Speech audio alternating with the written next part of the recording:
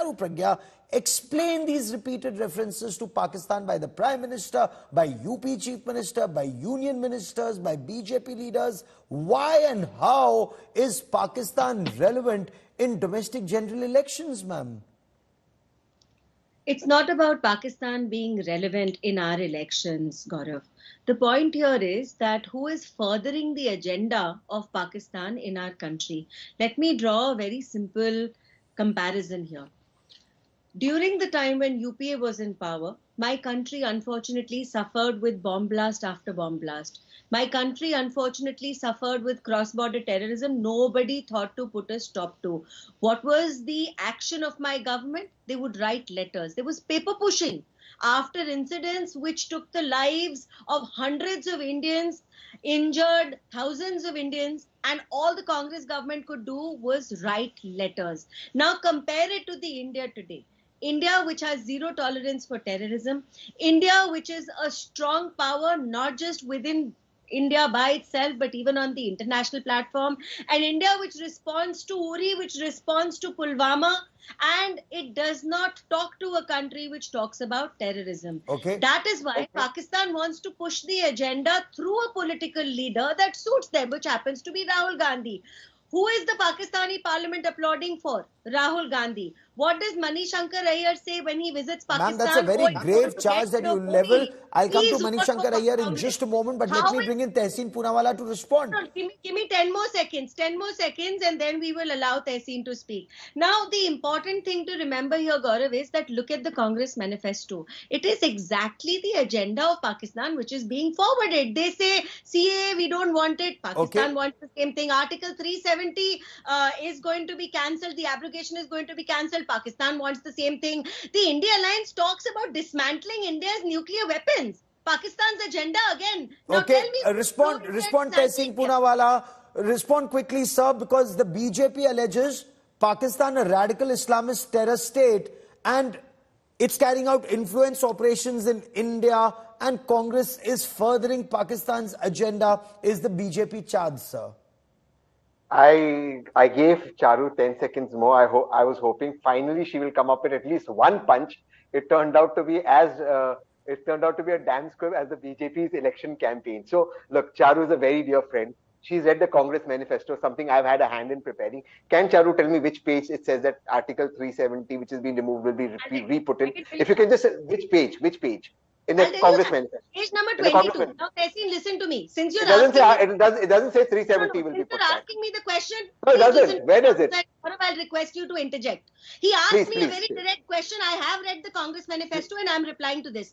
Page number 22 actually talks about reversing anti-people laws. Anti-people laws. You don't have the to name anti-people laws by name. What anti-people law are you going to take back? Congress leaders have talked about bringing back Article 370. Name one anti-people law. Gaurav.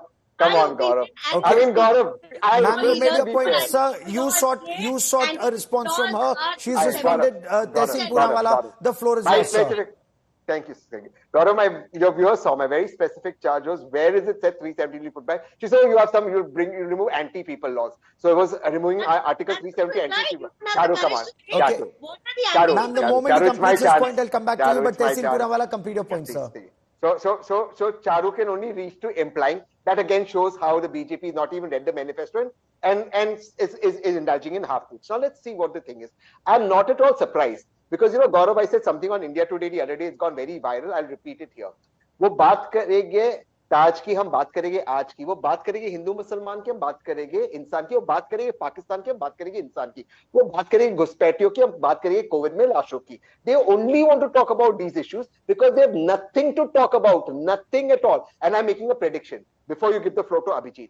They've got in Machi, then they got in Pakistan. The next thing the Honorable Prime Minister is going to bring in is Dawood Ibrahim. Ye sab chodo, tell us why is unemployment so bad? Why are people leaving the country? Why are hundreds of Indians committing suicide? Why are people going to Russia to fight wars in Israel? You talk about these issues. You talk about a heart attack pandemic. You talk about a cancer pandemic. We are not interested in Pakistan. Fawad Chaudhry jaye bhaad mein, hame koi usse matlab nahi. Aap jao usse lado.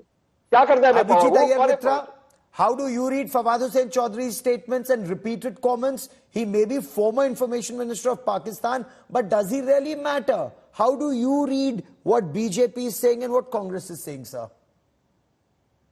Thanks, Gaurav. So first, let's be clear, Fawad Chaudhry is irrelevant, right? I mean, he's even when he was minister, he was something of a joker. He was a picked joker by the Pakistan army, more for entertainment value than anything else.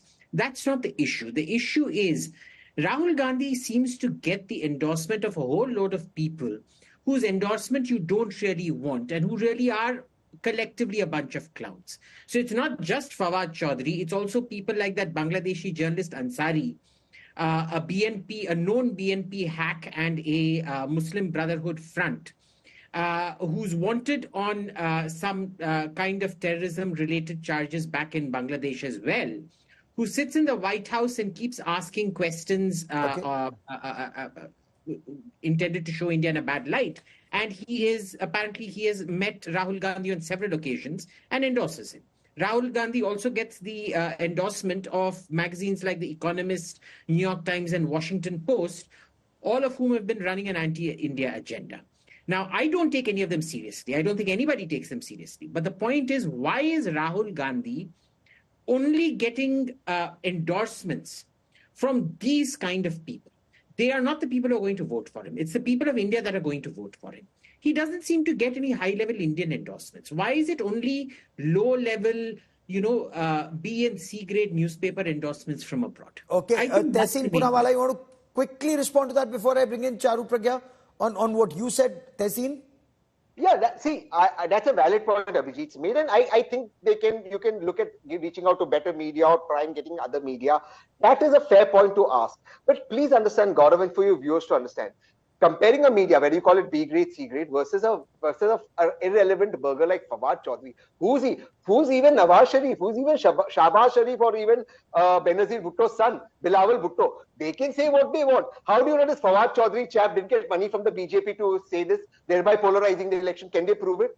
So who is he? Why is he talking in an election? And if he's talking in an election, why is the Prime Minister taking it seriously? It makes zero sense. The only reason it takes sense is because I would have been on Gaurav's show talking about the economy, but Prime Minister diverted to Pakistan. Who benefits from Pakistan? Only the BJP. It exactly shows it. Abhijit has his finger up, but Abhijit, let me quickly bring in Charu into this conversation because Rahul Gandhi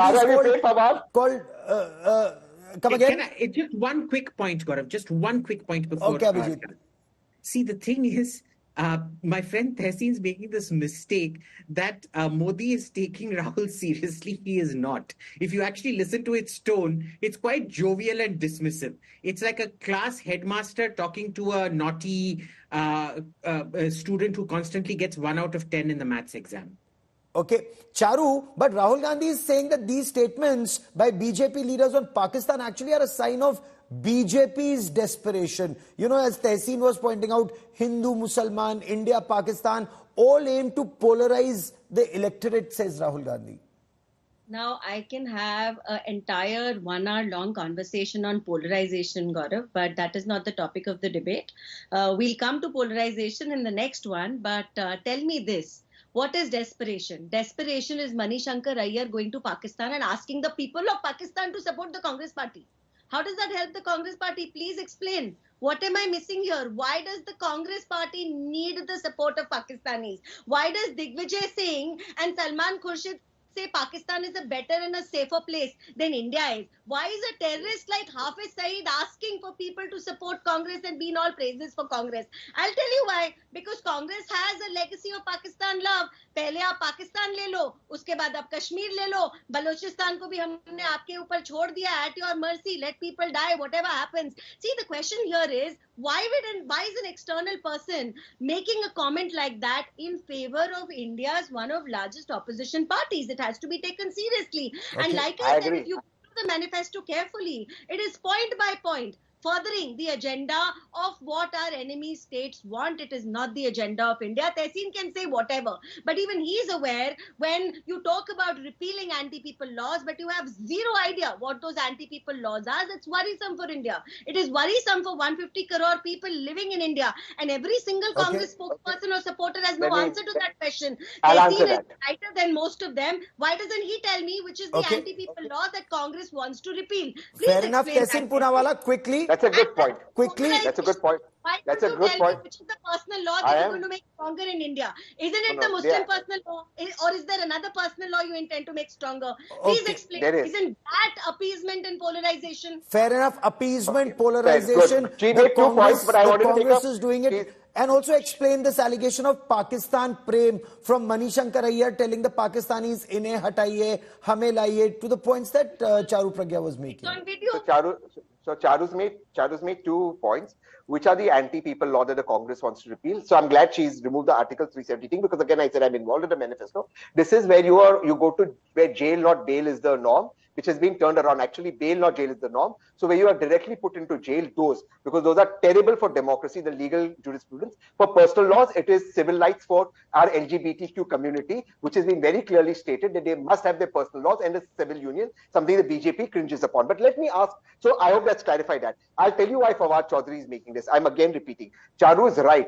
Fawad Chaudhry, why is he interfering in our elections over anyone from Pakistan? Very simple, because friends of the BJP are paying them money. That's why they're doing that. Otherwise, why would they do it? They are such a bankrupt country. They don't have food to eat in the country. And they're here because BJP must be paying them money. So when 4th June, the government changes and Rahul Gandhi becomes Prime Minister, we'll investigate it and we'll come to know how this money went there, by which route it went there.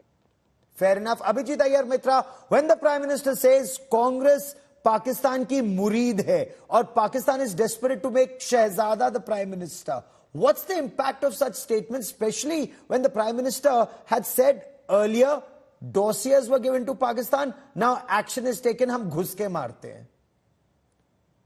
Well, the impact is very simple, Gaurav. The Congress strategy has always been to portray Rahul as a sort of non-serious joke, really. The problem was, I think, over the last 2-3 days, Rahul was taking up this, he was almost beginning to sound serious, as in posing a serious threat to the BJP. I didn't think that was a very good election strategy, and I think the BJP has course-corrected. Course-corrected to such an extent that Gary Kasparov has in fact just tweeted in the last few minutes or so, saying, I'm holding this up right now, mocking Rahul Gandhi, saying, tradition dictates that you should first win from Rai Bareli before challenging for the top. Okay. He's responded to Sandeep Ghosh. So, the impact really is that Rahul Gandhi goes back to being Rahul Gandhi, and this belief that Rahul Gandhi is the political equivalent of Govinda, whereas Modi is the serious equivalent of the political equivalent of a serious hero. Clearly. Can I answer that? Okay, quickly, sir. I have 30 seconds on the broadcast on this part. Go ahead. Amol Palekar was a very serious hero, but Govinda gave more hits and more blockbusters and was more loved by the masses. Thank you, Abhijit, for that. But I love Amol Palekar. He comes from my city of Pune. And we will know on the 4th of June who's the superstar in these elections. Of course, the most authentic, the most credible, the fastest and the best election analysis and the results right here on India Today with the best team.